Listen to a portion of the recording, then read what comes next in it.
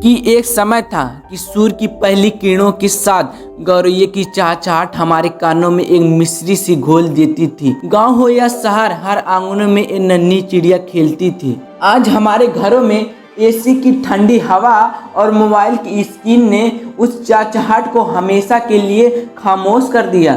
क्या आप जानते हैं, royal society for protection birds के हाल ही के सर्वे के मुताबिक पिछले 40 सालों में भारत में गौरैया की आबादी में 75% और पूरी दुनिया में 90% की भयानक कमी देखी गई है। दोस्तों, आपने कभी सोचा कि आपके मोबाइल का वह तेज सिग्नल जो आपको दुनिया से जोड़ता है, लेकिन आप किसी की दुनिया को उजाड़ रहे हो? जी हाँ, मैं बात कर रहा हूँ मोबाइल टावरों की, जो हमारे जीवन का एक प्रमुख आधार बन चुका है और गौरैया जैसे नन्हे जीवों के लिए एक काल बन चुका है। इन टावरों से निकलने वाले रेडिएशन, जिसे नॉन आयोनाइजिंग रेडिएशन कहते हैं, एक ऐसी इलेक्ट्रिक और मैग्नेटिक लहर उत्पन्न करती है जो एक माइक्रोवेव के तरह कार्य करती है। ये लहरें गौरैया के दिमाग को धीरे धीरे खोखला बना देता है। और कल्पना कीजिए कि जो हमारे सुविधा के लिए लगाए गए टावर किसी जीव को क्यों तड़पा रहे हैं। एक बार अपने आप से कहिए कि एक डिजिटल सुविधा इस जीव से ज्यादा जरूरी है। और पहले के समय में हमारे घरों की खुली खिड़कियां और आंगनों में खिली धूप आती थी, और आपको याद है कि गौरैया हमारे घरों में अपना घोंसला बनाती थी। और आज का घर कंक्रीट का बन चुका है और घर में बंद खिड़कियां और कांच के दरवाजे, तो गौरैया अपना घोंसला कहाँ बनाए। और आपको यह भी याद होगा कि गौरैया अपना घोंसला घरों में इसलिए बनाती थी कि उसे अपने बच्चों की सुरक्षा मिलती थी। जो अनाज हमारे थालियों तक पहुंचता है, उस अनाज को उगाने के लिए हम अपने खेतों में कीटनाशक दवाओं का प्रयोग करते हैं। यह सिर्फ कीटों को नहीं मारता, बल्कि हमारे गौरैया को खत्म कर रहा है। कैसे?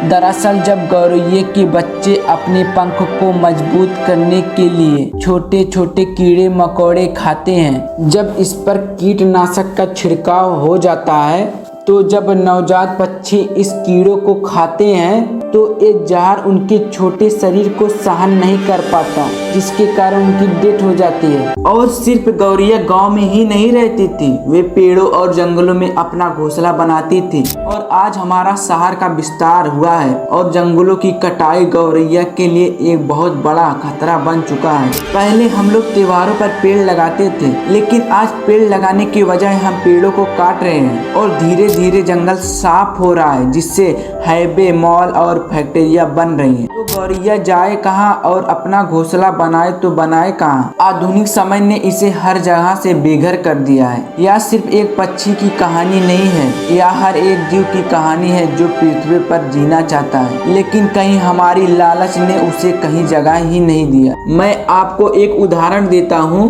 कि गौरैया को नेचर में रहना कितना जरूरी है। सन 1958 में चीन में एक बहुत बड़ा फैसला लिया गया। वहाँ के वर्तमान नेता माओ जेडोंग ने आदेश दिया कि देश की सारी गौरैया को खत्म कर दिया जाए। और फिर क्या, जहाँ गौरैया दिखाई पड़ती थी उसे वहीं गोली मार दिया जाता था और उसके बदले में लोगों को इनाम दिए जाते थे। और कुछ ही समय में गौरैया पूरी तरह से खत्म हो गई।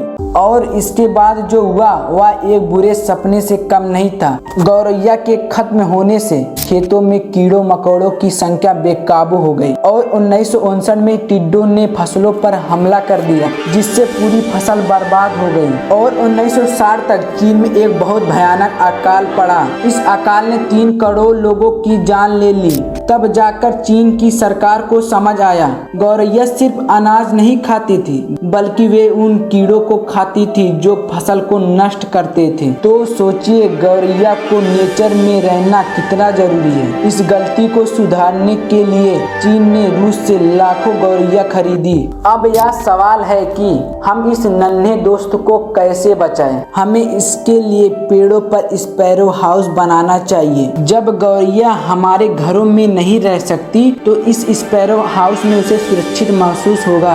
अब आप अपने घर के बाहर के पेड़ों पर यह स्पैरो हाउस लगा सकते हैं और इसके अलावा आप अपने घर के आसपास पेड़ को लगा सकते हैं। अगर आपके पास जगह नहीं है तो आप गमले में छोटे पौधे लगा सकते हैं। यह पौधे सिर्फ गौरैया को घोंसला बनाने का जगह नहीं देंगे बल्कि इस वातावरण को बेहतर बनाएंगे। और हमें कीटनाशक का कम प्रयोग करना चाहिए। यह सिर्फ गौरैया के लिए नहीं बल्कि आप और हमारे स्वास्थ्य के लिए अच्छा होगा। और गौरैया हमारे बचपन की एक प्यारी साथी थी।